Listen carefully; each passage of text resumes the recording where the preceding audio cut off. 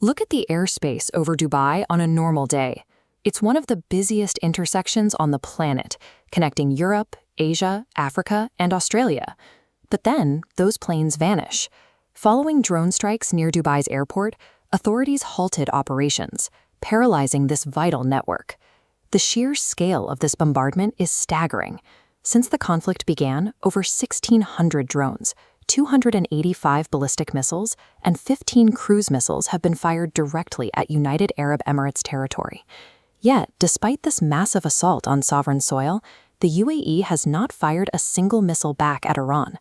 The UAE is caught in a geopolitical trap. For them, absorbing enemy fire without military retaliation is their only viable strategy for survival. Iran knows it cannot survive a direct head-to-head military confrontation with the United States. To inflict damage, they have to target American allies instead. The UAE houses a massive U.S. military footprint. The Al Dhafra Air Base in Abu Dhabi is heavily utilized by American forces for drone and surveillance operations across the region. Beyond the American presence, Iran also views the growing alliance between the UAE and Israel as a direct threat.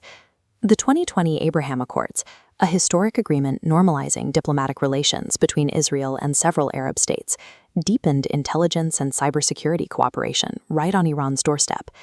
By attacking the Emirates, Iran is executing a calculated strategy: inflict enough economic pain on the UAE so that Emirati leaders will pressure Washington to de-escalate the wider regional war.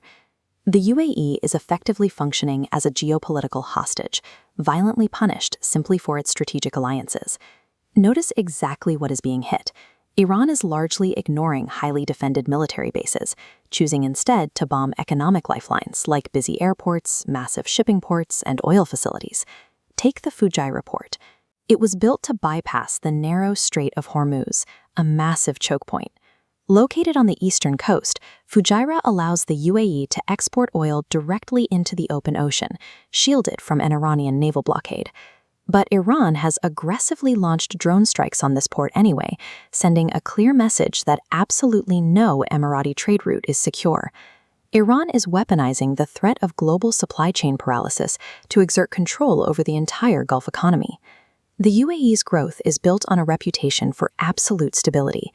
When that stability is shaken, the financial bleed is immediate. As this chart shows, Emirates Airline loses $100 million a day when operations stall, and investor losses have already crossed the $5 billion mark. The Emirates face a glass target dilemma. Retaliating militarily means Iran can unleash a swarm of drones at fragile, iconic infrastructure like the Burj Khalifa. Furthermore, the UAE's highly advanced military architecture is built exclusively for defense.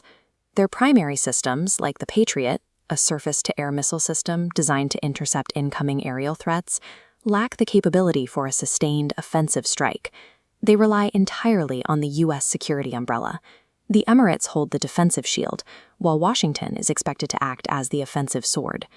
Returning fire would confirm a state of war, permanently driving away the foreign capital and tourists that sustain the nation. This makes military retaliation a form of economic suicide. So the UAE walks a desperate diplomatic tightrope.